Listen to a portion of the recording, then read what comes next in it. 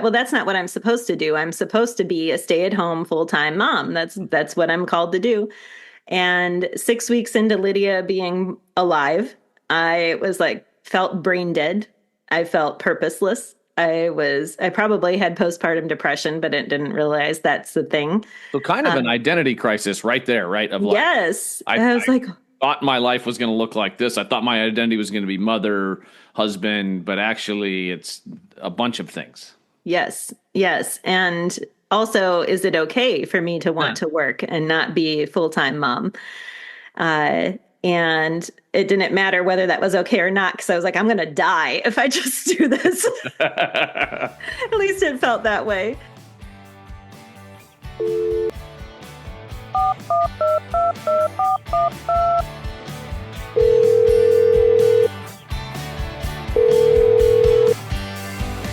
Hey everybody, this is Caller ID. We're calling about your identity, your direction, and what you're doing with your life. I'm Brandon Davis Wells. Let's dig into what we're really doing here.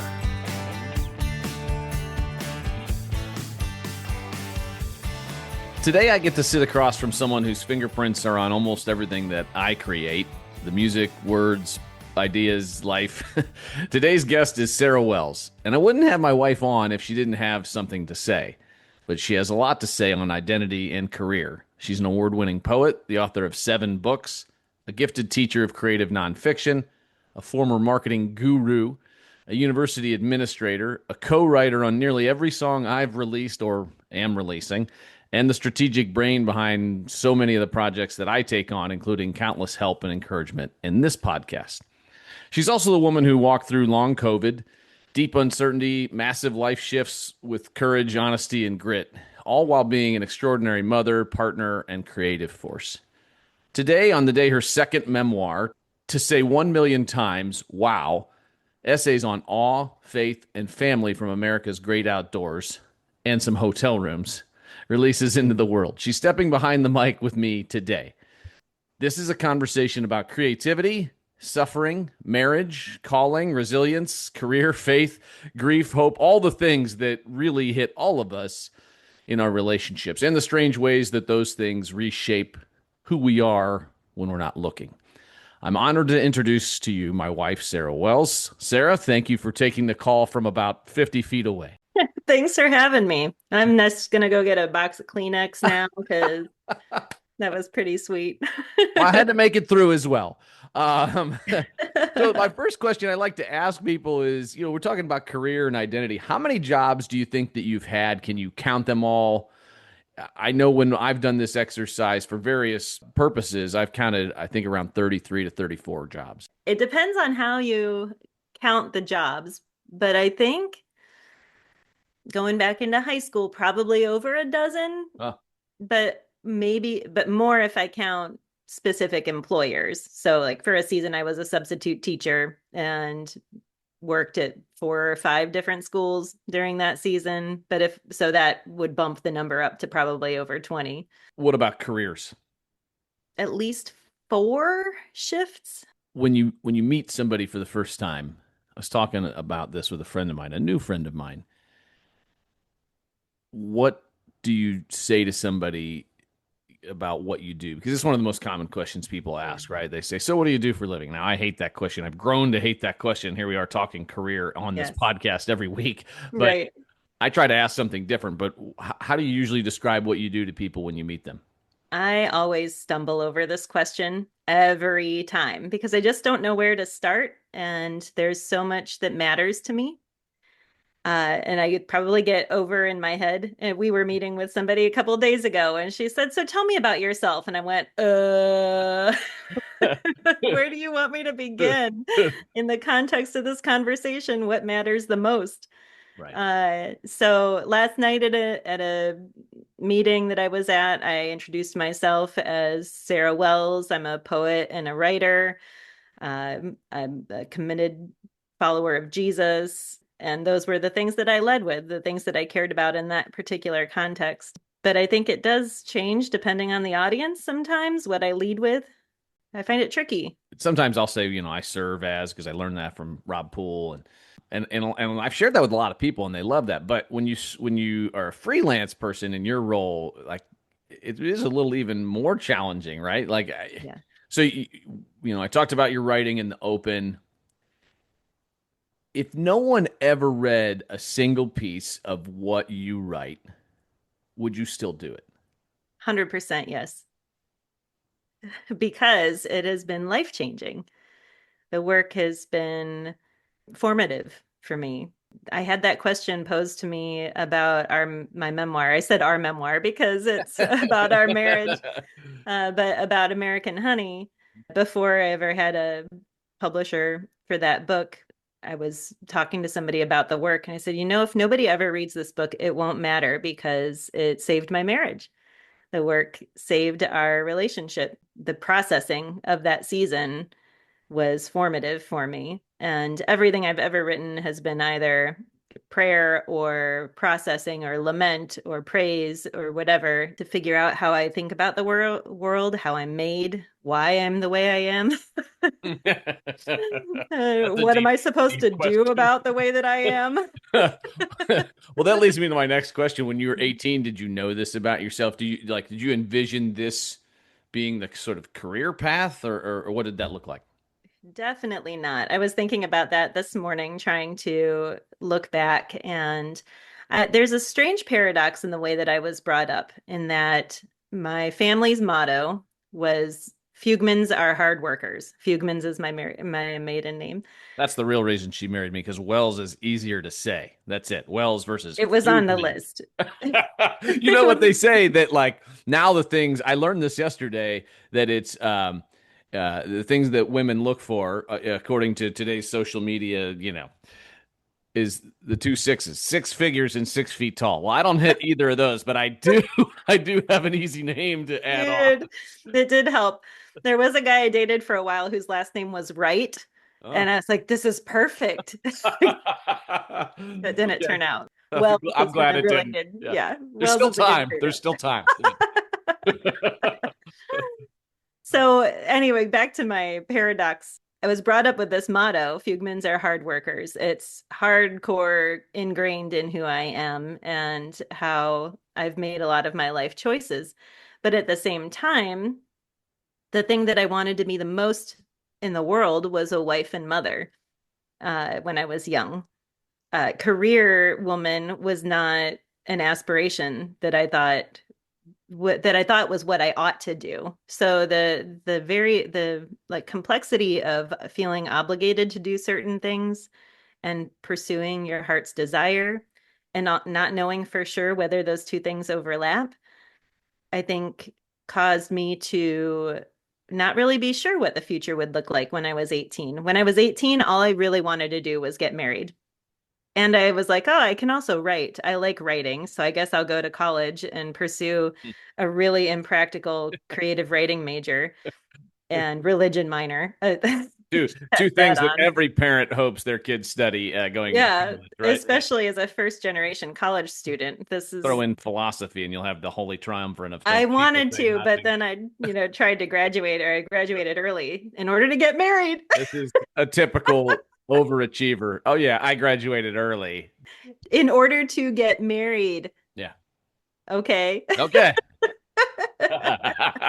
So when you were growing up, though, you clearly knew that you had some kind of gift or skill or aptitude, or even just a penchant for, or Yes. a love of writing, and that's what your career and your most of your jobs have revolved around as an Yes. adult. Was there a teacher or somebody in your life that said, "Hey, you're really good at this"? Yeah. When I was in first grade, I sprained my wrist in first grade, and I was left-handed. And first grade's kind of a crucial time for writing development. And my teacher, Mrs. Keefe, put me down in front of a computer, which was like the first time I'd ever sat in front of a computer. I didn't realize they had computers then in Geauga County, so I that's know it's kind of shocking. amazing that we had a computer. We had a computer at home and in our classroom. Wow. And she said, instead of practicing handwriting during that time, I could type and write stories. And she submitted me to a young authors competition. That meant a lot to me. It Yeah. definitely was formative in that direction. So I've always loved words. I've loved language, the music of language. My dad used to read a Hooper Humperdinck book to me when I was a kid, and the rhythm and music of language has just stuck with me throughout the years. Love poetry, love putting words together to make them both beautiful and meaningful. So that definitely has been a calling. I haven't always known where it belongs in the rank order of priorities in my life. Can you walk us through the pathlet that sort of led to where you are now? You've published your seventh book comes out today, and there's a mix, right? You've got some Bible devotionals, you've got some poetry, you've got a nonfiction memoir, and you've written countless columns and articles, whether that for your own personal website or whether that's for Root and Vine or other entities. What has that path been like? Well, coming out of college, I wanted what a lot of creative writing majors wanted, and jobs in editing or publishing, and those did not transpire right away. I worked for a while as an office assistant for a landscaping company, and then was substitute teaching. Then switched to public relations management for a private high school for a couple of years, and then an opportunity opened at Ashland University to move into their new MFA program at the time. This was in 2007. And this And was, that, I know this story a little bit, but people out there don't. The way this came about was wild. I like asking people these kinds of details because whether you think it's fate or destiny or God's will or just some random act that happened, sometimes you have to be in the right place at the right time. And that's sort of what happened, right? yes, definitely. I had stumbled upon the job description in the first place and submitted my application like you would for any normal Mhm. job. And months went by. I was pregnant with our middle son, Elvis, at the time, and probably was 6 months pregnant, I think. And I reached out to the faculty member who was in charge of the MFA program and it's like, hey, I never heard from you about this application, just wondered the status of this job. And he wrote back almost immediately. I hadn't been in touch with him in probably 4 years or so. And he said, actually, Sarah, we just filled the position yesterday. But I got an email a minute ago or whatever it was within the last 24 hours that the person had to back out, and they had already notified all of their other candidates that the position was filled. And he said, "Can you interview? I didn't even know you applied." I wobbled into into the interview and ended up starting that job 8 months pregnant. And it changed the course of our lives for sure. We shifted from one place to another and made that big change.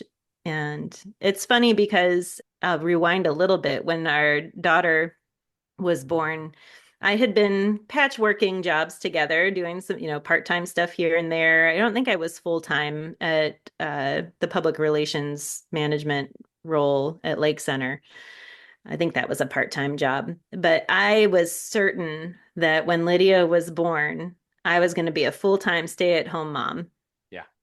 Thought for sure. That was my destiny. That was my calling. This other stuff that I did was just what I had to do or I was supposed to do, even though I love working. I like, this is a thing that you don't understand, No, but I don't. I don't love working, but that's not, I tend towards sloth. Yeah, that's true. Yeah. yes. But at the time I thought, well, that's not what I'm supposed to do. I'm supposed to be a stay-at-home full-time mom. That's what I'm called to do. And 6 weeks into Lydia being alive, I was like, felt brain dead. I felt purposeless. I probably had postpartum depression, but it didn't realize that's the thing. So kind of Uh, an identity crisis right there, right? Of like, yes. I was I like, thought my life was going to look like this. I thought my identity was going to be mother, husband, but actually it's a bunch of things. yes, yes. And also, is it okay for me to Yeah. want to work and not be a full-time mom? Uh, and it didn't matter whether that was okay or not because I was like, I'm going to die if I just do this. At least it felt that way Yeah. at the time. And so I called back my employer who I had told I'm not coming back and asked, can I please come back? And I definitely learned something about myself Yeah. during that season that working really mattered to me, being in a career, doing something that used my gifts beyond mothering in a way that was very fulfilling and necessary for me. Now, fast forward a few years, and I've had that part of my identity tested a little bit. It's been an interesting journey from going into a full-time career administrative role in higher education and then moving from higher ed in the arts to a business school. I worked for a while at Case Western Reserve University in Cleveland and their Weatherhead School of Management as a managing editor there for their magazine and their marketing department. And then moved into marketing at an agency level for a number of years. And I thought that was where that was where I was going to retire from. Right. I thought I hit gold. This is perfect. I get to be creative all day. I get to be strategic Yeah. and I work with an amazing team and I have a great relationship with the owner and we were gonna fly all the way to retirement. And So then that COVID happened. so quick pause. If you're enjoying this, make sure you're following or subscribe wherever you listen. It helps more than you think. Share, follow, tell your friends, leave us a rating. All of those things really help us going here on the Caller ID podcast. Thanks. COVID hits. You had already felt like, hey, things had clicked, right? And I ask people this question all the time, like, did you ever feel like something clicked and you had hit that moment? And Yeah. then as life happens, and it does, you get long COVID. And what did that do to shift your identity, your career? What was that like for people out there? I know what it was like, obviously, super challenging. We both had mild cases of COVID early on in the pandemic in 2020. And of course, everybody was working from home. So it was kind of easy to hide that I wasn't doing well at work because I wasn't among my colleagues all day. They didn't see how exhausted I was necessarily. All the way until from March until August was a long churn of trying to figure out what the hell was wrong with me Yeah. because I was having all kinds of weird symptoms, dizziness and exhaustion and headaches and Heartache. tingling in my nerves and all kinds of crazy things that are symptoms of long COVID. And finally, in August, I had a diagnosis of POTS, which is a dysautonomia and disorder of the autonomic nervous system. And POTS stands for postural orthostatic tachycardia syndrome. So there's a good reason that it's abbreviated as POTS. And so that realization and doing research and finding that many people who get POTS from viral infections don't recover, that this is the new normal. And facing your new normal comes with a lot of grief and a lot of struggle of trying to figure out what happens next. So we took a lot of walks during 2020 together. Very slow walks. Very slow walks, daily, daily slow walks. And I think every day for probably 2 months after that diagnosis, I said something like, I think I might have to resign. I think I might have to resign. And you were really great. You're like, you got to do whatever you need to do. But giving up that part of myself and not knowing what was going to be on the other side was terrifying because for so long, all the way since Lydia was born, I had primarily identified myself by what I was doing. Well, go back to what you said. Fugmans are hard workers. Yeah. What if I'm not working hard? Mm. Now who am I? What am I going to do now? I'm just going to be Sarah instead of Super Sarah. I took a lot of pride in the things that I was able to accomplish and do and my skills. And suddenly, the thing that I had relied on most to establish my identity was damaged. I couldn't sit in a strategy session. See, now I still trip over words because of COVID. Thank you. But I couldn't work in a strategy session anymore without getting a migraine. And I couldn't process. I was switching words or losing words all of the time in the middle of sentences or explaining things. And uh, it was really frustrating and hard. Eventually, though, I we arrived at the okay, I'm going to do this. I need to have a conversation with Jeremy about my future at the marketing agency. It was really, really frightening. But that same week, in the same mysterious way that I landed at Ashland University in 2007, the Lord provided for us in really magical, mystical ways that feels it's humbling Yeah. and weird. But that week I decided to resign officially. I hadn't said a word to anyone except you. And I think I made a decision on a Wednesday. I said, this is it. This is what's got to happen. Here's the timeline. By January, I need to just quit and recover from this, hopefully, recover from this POTS situation. And the next day, our mutual friend, Kate Tucker, sent me a text message. And I hadn't talked to Kate since it had probably been 5 years, Yeah. 6 years, I don't know, a long time. She sang at our wedding. Yeah. Yeah. Uh-huh. And she said, "Hey, I'm working for this new magazine that is looking for freelance writers that are interested in faith and creation care. Do you know anybody? I know you're in that world." And I'm like, "Do I know anybody?" I know someone. I know someone. That's me. Yes. Yes. Yes. And the timing was just so crazy. I've never had such an opportunity fall in my lap before to fully live into the things that I love being able to do and the giftings that I've been given. And suddenly I had an opportunity to write almost exclusively for them for a season. And it was incredibly joyful and freeing work that allowed me the space I needed to recover or to begin recovering. So that was a pretty amazing moment. It's quite a journey. Yeah. Yeah, but then to get to the because it wasn't that simple, of No, course. no, Yeah. no.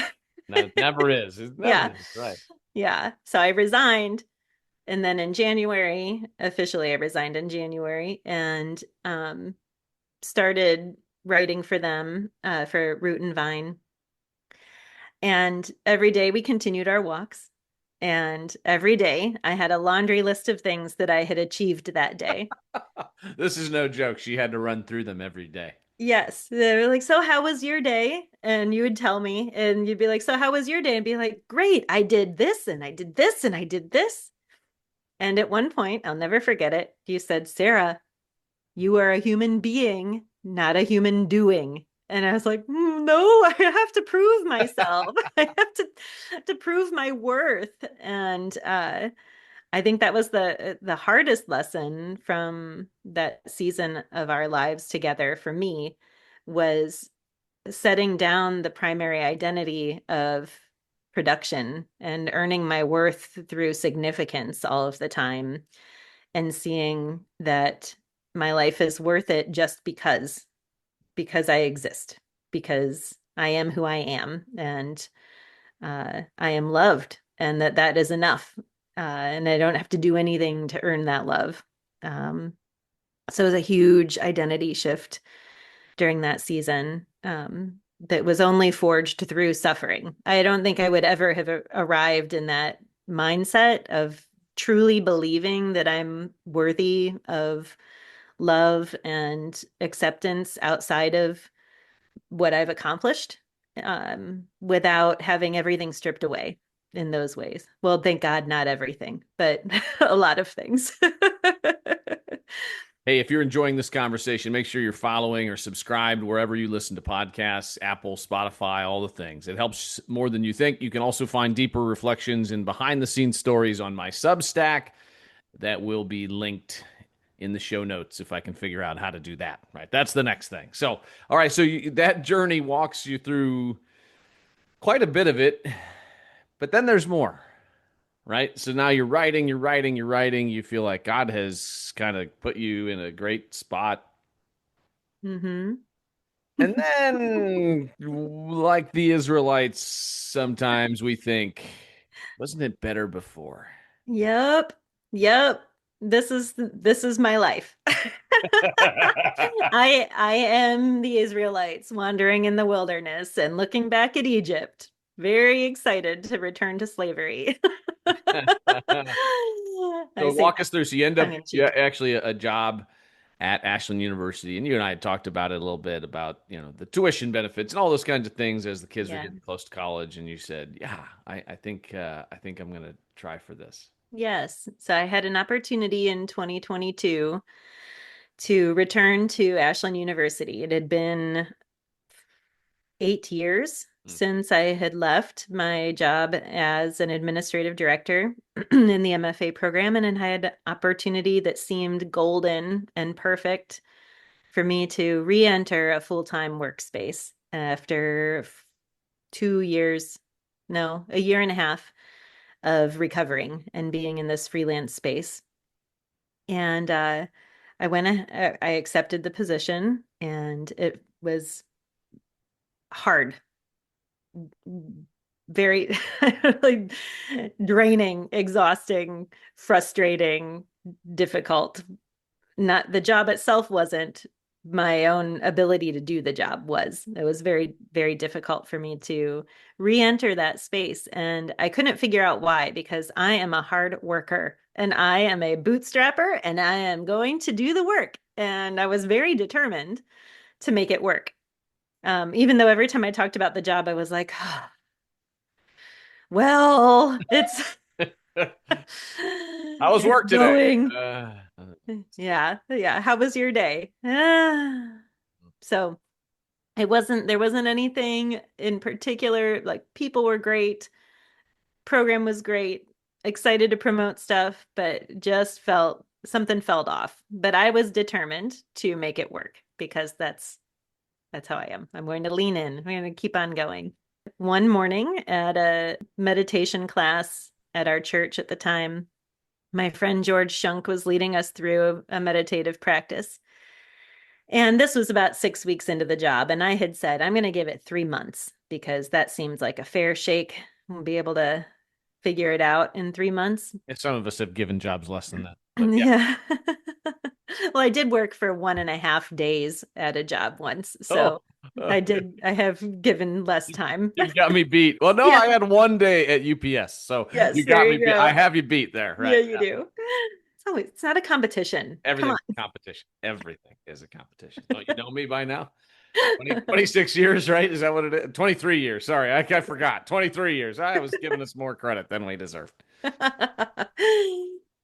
Anyway, so 6 weeks into this job that I was pretty well committed to doing and continuing to do, was in this meditation class, and I closed my eyes and was like, all right, I'm going to meditate on this verse of scripture that has absolutely nothing to do with career and calling.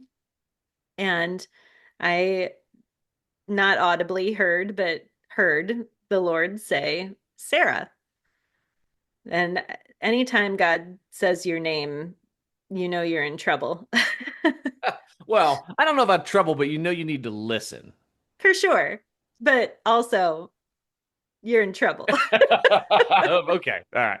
All right. Okay. Okay. And I heard God say to me, I gave you all of these opportunities to do what I made you to do with joy and with freedom, and you chose insurance and stability. And I just started sobbing because I knew in that moment I had to quit, that I was being disobedient to the call on my life, and that I had trusted in stability and insurance instead of the freedom that the Lord had given me, because God had been so faithful to me and us in that season. I had not had to really work to find work. It came to me. in ways that were magical and mystical and beautiful. And I instead was like, all the stuff that's really fulfilling, I'm just gonna leave behind to make sure that we have insurance And and not even great. not even great insurance. just, But it was insurance. yeah, yeah.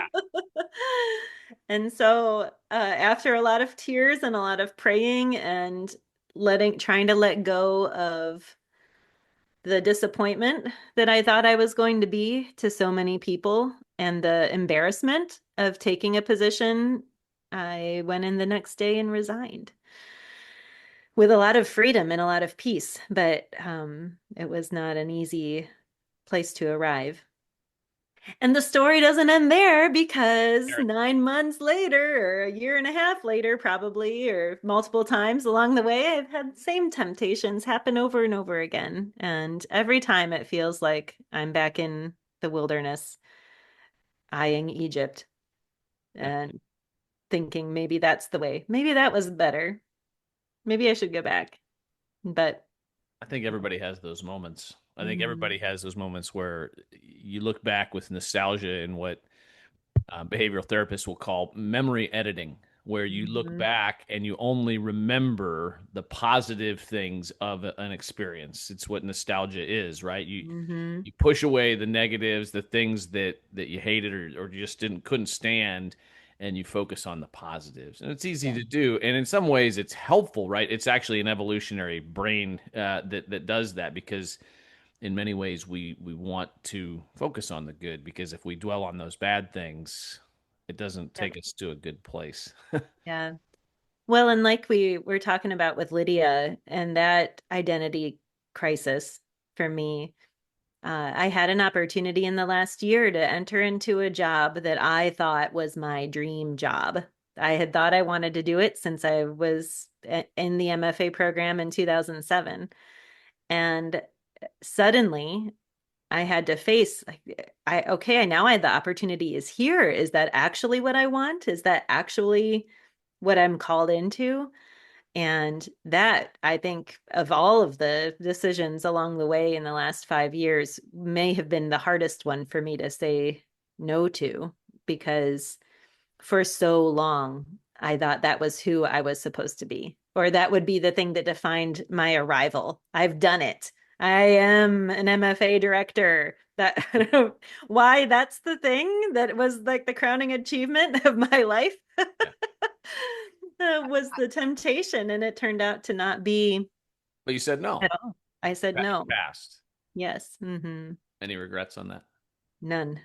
I think as we get older, hopefully we learn that not every opportunity is one we need to take. And I've struggled with that too of it always feels good to be wanted, to be desired. And I don't mean in a sexual way. I mean in a way that where people view you as a quality, intelligent candidate for something and they want you to be part of their organization. Yes. And that It is so alluring, right? it is. It's alluring, and it's also bad theology that we have had to try to navigate together about, well, if this opportunity must be God's will if it's going to work out, and trying to sort through that calling and God's will and pathways and like all of that stuff becomes very muddy. Um, Yeah, sure does. just assuming that a job that is available to you is God's will because it's available to you is not And because people have right. either recruited you or offered it to you, not necessarily even Yes. that it's just available, but Yes. Like, oh, the door's opened. thank you. Yes. Yeah. Yes. Yeah. Oh. Ooh, I got the vapors. Yeah. I got to take this job because they want me to do it. Right. Yes. It's hard to say no, though. Okay. Next question. Have you ever felt like an imposter? You ever had imposter syndrome? I have imposter syndrome all of the time. How It's about not right now? past tense. Not right now, Good. thankfully. Yes. Or not right this second, not today yet. Sure. It's early. Day ain't over yet, as Curly Yes. said on City Slickers. Kill anybody today? Oh, day ain't over. Yeah. Yes. I was thinking this morning about this. A couple of years ago, the word of the year for me was confidence, and felt a real call to try to embrace who I am and the things that God has given me and not be shy or ashamed or whatever about them, and lean into those giftings and do better at doing that. I definitely have gotten better at that. But I'm going to a conference in a week that I know I'm going to feel like an imposter at. Even though I've published 7 books and it's a writing conference, I should feel like I've arrived, that I'm a pro, that I'm in this space and I should, be taken seriously. You think And that will ever go away? I don't know. I hope so. So you say no to that job, you keep doing your freelance writing, you're doing some work for various clients around the globe, if you will. Mhm. What have you been working on? What gives your work meaning right now? Well, the work that I do for pay, because I probably work between 25 and 30 hours a week as a freelancer, and then dedicate the rest of my time to my creative and personal work. But my freelance work, I love partnering with people who have similar missions and objectives to help people, in some way, shape, or form. I especially love working with people who are in some kind of faith-based setting, who are, thinking in creative ways about spiritual formation. I love trying to usher people into that space more and more. One of my main clients is really focused on addiction recovery and betrayal trauma recovery. And she was another one that felt very much like a God ordained partnership, and has been really meaningful work, for me in the last few years. And then I'm currently working on poems in response to issues of climate change, in the climate crisis, and uh, really enjoying responding to some work by Paul Hawken in his book Regeneration, which is about reversing the climate crisis in one generation. So it's very inspirational, aspirational, and hopeful about the future of our planet, and really taps into an area of interest for me. And I just love trying to make something beautiful in a time that's very filled with anxiety and crisis. I feel called to be a hope bearer in those ways, and respond in in ways that are creative and make beauty. Caller ID exists because of listeners like you. So if this episode matters to you, follow the show, leave a 5-star rating, share it. Come join me on Substack for deeper reflections and stories. You've written about your family, your husband, your kids. What has that looked like as far as putting yourself out there, and why write about those things? Hmm. I am not very good at writing about things I don't know. And I know my marriage and I know my kids pretty well.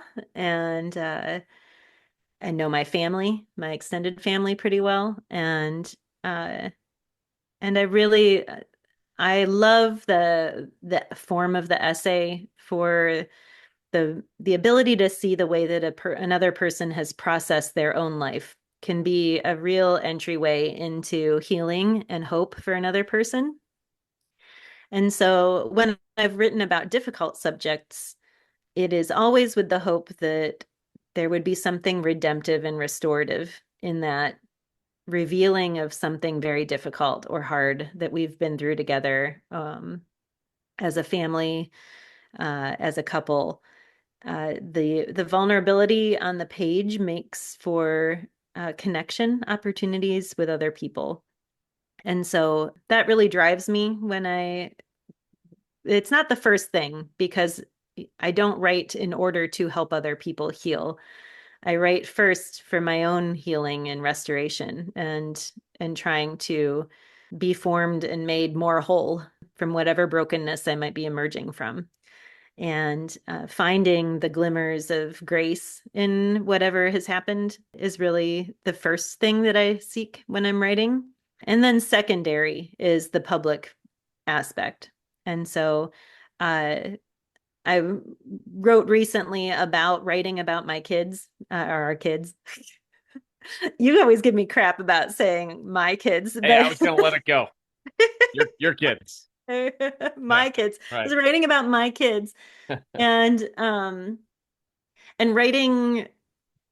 writing our intimate stories in the past when they were little, it was easier because I was writing about them so that I could write about my own experience. Which is still true as they have become teenagers and adults, but now their stories are their stories to tell. And so that has been a little bit more complicated to navigate. Yeah. Because I want to honor their stories. I want to be careful with their stories because more than anything, their relationship with me matters. And I don't want to misrepresent. And so, as I've written about you in different seasons of our lives, I've always taken my paper to you and shakily handed it to you to say, I'm going to tell this story. And sometimes you didn't know the details before I handed you the essay. So that was a real fun time. Um, and then other times I've handed in this latest book I've written about the kids and their journeys, some really difficult and low seasons. And I asked them to read those chapters before letting them out into the world. Because above all, my love for them comes first, and their love and relationship with me comes first, not whether or not it's a good book. And those stories are in your book that came out today. Yes, that's it. Tell us more about that. Where can people find it? Yes. So to say 1 million times wow will be available or is available on Amazon and any other major booksellers online. You can also go to my website, sarahmariewells.com, and find it there. It's really a journey of midlife crisis in good and bad ways, Mhm. of turning 40 and all of the different changes that happen in this season of the middle of our lives. Faith changes, parenting changes, relationship changes with your marriage, relationship changes with your parents, all of those pieces and parts, and how all of that, a career changes, obviously, health changes.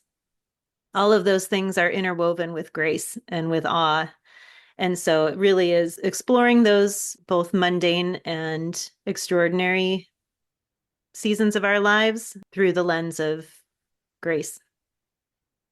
What do you wish somebody had told you about work or careers when you were coming out of college or when you were younger?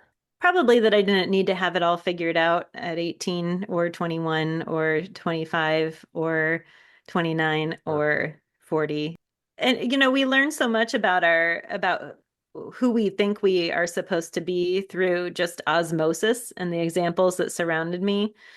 And looking back, it probably shouldn't have been such a surprise that I wanted to work or that I was going to get a lot of value out of being a hardworking woman. Even though I grew up in a pretty traditional setting, rural Ohio environment where the husband's the breadwinner, the wife stays home with the kids, I was surrounded by hardworking women as well. And they were powerful models to me that I didn't see really until I started writing about them. And I was like, oh, that's where I got it from. Or at least part of it anyway. That's meaningful to me, having raised a daughter and thinking about the kind of model that I was and that my mom and your mom have been to her as to what is possible, as a woman. Yeah, both our mothers small business owners on their own right and Mm-hmm. strong women who have been hard workers and also good caretakers at the same time. Yes, who also pursued things that they cared about, Hmm. their own passions that, Away from their spouse and their kids. yes. Mm-hmm. If this conversation is meaningful to you, follow the show, leave a 5-star rating, share it with someone who might need it. Join me on Substack for longer reflections and behind the scenes stories for Caller ID. I call that Backstage Pass. Yeah, there it is. Okay, a little fun question for you. As you think about your career and leadership journey and some of the things you've gotten to do or you get to do, what situations or pieces of work tend to trigger your inner Larry David?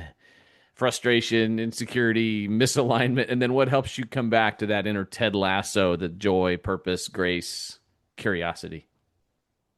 Well, the very first thing, and I feel embarrassed to say it, but I'm going to because it's fresh. My inner Larry David hates to have her authority challenged. And so if I feel like I knew what the heck I was doing and somebody else came in and was like, no, you should do it this way, and that gets trumped, oh man, it just burns me up. Me, oh, and you know it. I do. I do. I believe in what I think ought to be done. I am an Enneagram 1. I am going to do it the right way. That's my objective. And if somebody says it ought to be a different way, man, I struggle with that. And it makes me really fired up. I heard this quote the other day from a longtime CEO who said, "We'll follow the data, and if there's no data available, and we're going with opinions, we're going with mine." And I loved it. Yes, yes, yes. So this just happened just this week for me, Sure. where I was triggered into the pissed off Larry David mind. And in order to get out of it, I really just have to humble myself and take a moment and take a breath and process a little bit. Like, Sarah, you are not the only one who has an opinion about the way that things ought to be in the world, and come back down. So that's definitely a Larry David trigger for me. Ted Lasso, man, creative work and creative collaborative work just makes me shine. When we have written songs together in the last 5 years, and it has been the most enjoyable, delightful part of my creative process. And I'm not just saying that because you're sitting across from me in this, well, 50 feet away from me Yeah, down the right hall now. through But a couple closed doors. Yeah. it also has opened up my eyes to the power of collaborative creative work. And as a writer for so many years, that work was done in isolation. But there's so much pleasure and joy in being able to work with others to make both your work better and also to see what other people bring to the mix. Um, it really just is so fun. How do you feel about vulnerability in the workplace and why it's important and to what extent? I think that it's really important because we spend the majority of our, well, most of us spend the majority of our time at work during the week.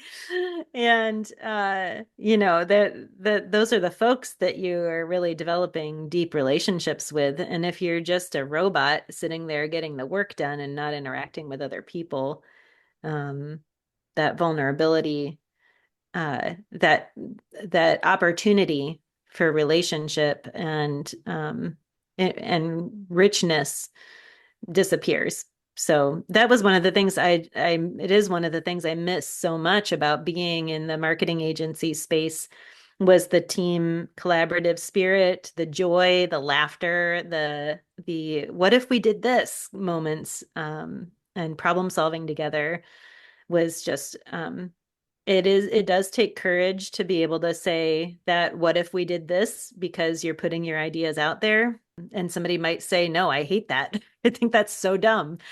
But hopefully they love you enough to be able to Yeah, say that's it true. in a nice way. Let's do some word association. Career. I'm an internal processor, so you're going to have to give me a second. I can edit this out or leave it here for people to laugh at. That's fine too. You're externally processing, by the way, about being an internal processor, just to be clear. which slowed the I'm processing aware. down. And me talking, slowing it down too.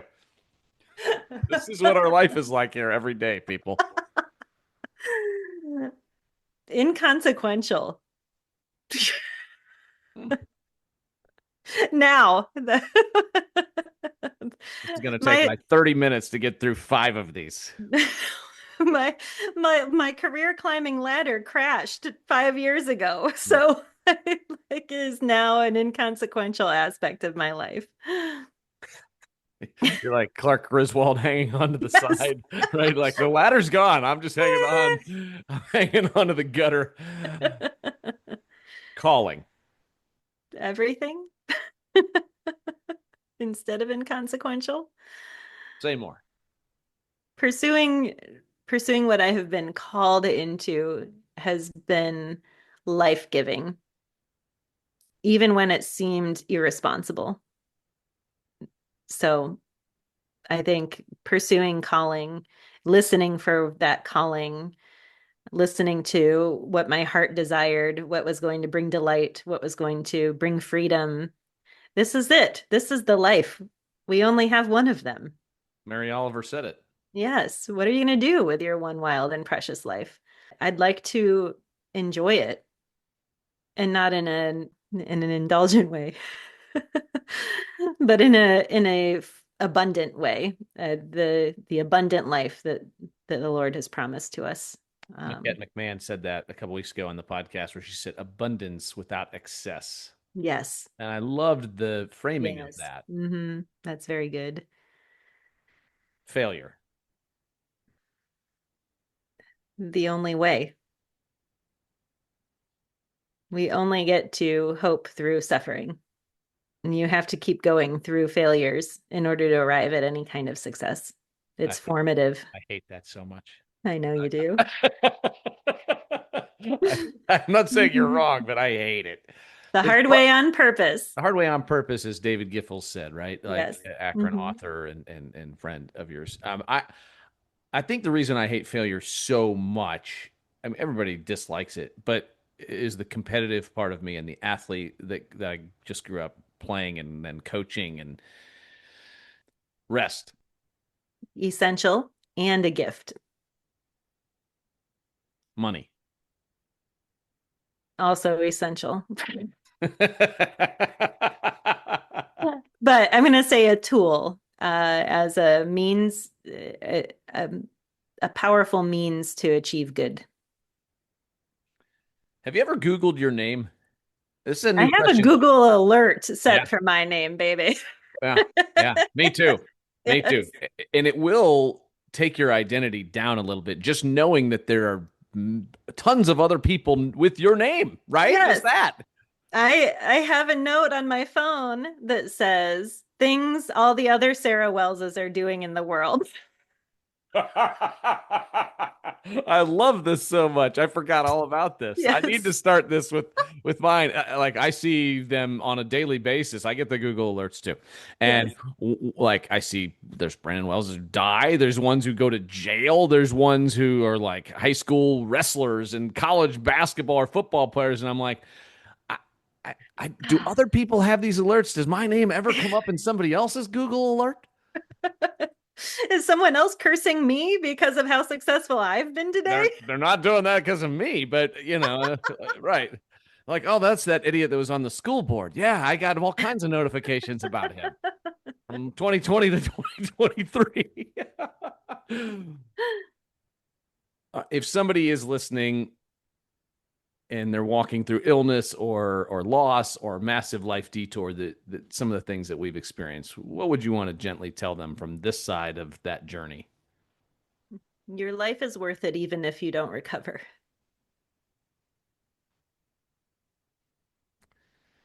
When you That's really hitting me hard right now because, of course, I'm so grateful that I've made it through the long COVID journey and that I'm 95% recovered from the symptoms that I had early on in the pandemic. But it could have been different. It could have been otherwise. And the hard truth that I learned about the value of my life outside of the productivity that I was capable of was life changing and soul refreshing and absolutely necessary. And when you have your abilities stripped away from you in ways that they're out beyond your control, your whole identity is shattered, and you don't know what to do with yourself. And it's hard not to get sucked into the bitterness of something being taken from you. It's just, and it's an injustice, that grief and that pain. I know it. Um, it's not fair. Uh, but it also is the most severe mercy that I've ever experienced of taking away my false idol of my worth being in what I could do for the world, instead in just being who I am, and that it is enough to exist. It's enough um to be a child of God, to be a person that gets to experience this amazing magical world. That's what I would tell you if you were dealing with chronic illness or struggling with a cancer diagnosis or walking through a miscarriage or in a season of loss where you've lost a loved one. Like, it's all unfair and not the way that anybody wanted it to be, but it is still so worth it. When you look ahead, what kind of work or life are you hoping to grow into next? I really love where we're at right now, babe. I love the freedom of the creative life. I think I would love to see to continue to create and be involved in our community, to step into this next season. That's part of the question I end my book on is, what comes next? I don't know if I'm ready for it. Am I ready for it? Who knows? But this next season is one of a lot of unknowns, like every season previously. Will our children have children? If they do, I desperately want to be a part of that. If they don't, I want to be a part of their lives still. I also want to explore. I want to experience this world. I want to continue to do meaningful work for people who are trying to do meaningful work for others and partnering in that space. That's what I hope for. As we wrap up, I keep thinking about how rare and valuable it is to be known for who you are, not what you do. When I think about my wife, I don't first picture job titles or career milestones or books. I think of her curiosity, creativity, courage, the way she shows up for people. And maybe that's what I think we all should be looking at as success, a life where relationships and presence are what matters the most.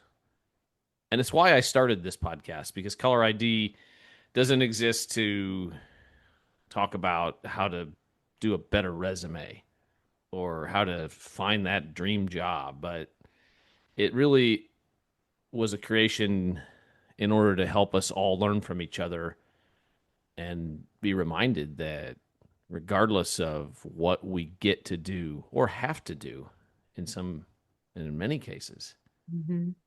that our identity is as a human being. Yes. I'll give you the last word here as we close up. Hmm. Thoughts, wisdom to share with anyone out there.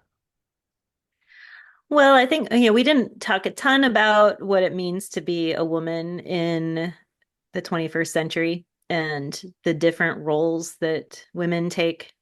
And I thought early on that I had to choose. I said it, I thought I was going to be a mother and a wife, and that was it. But instead, I have gotten to be a mother, a wife, a writer, a marketer, a colleague, a friend, a daughter, a granddaughter. And all of the roles have been so great. They've been wonderful and joyful. And we don't have to choose or narrow ourselves into one space, but can do all of those things. Sometimes girls aren't given that picture, that vision for what their future could look like. I think as parents and as future grandparents, hopefully, not anytime soon, Lydia. We hopefully can model those things and encourage that reality for the young girls in our lives, to give them a vision for a future that is full of possibilities and not limitations. That's Sarah Wells. Check out her new book. Wow.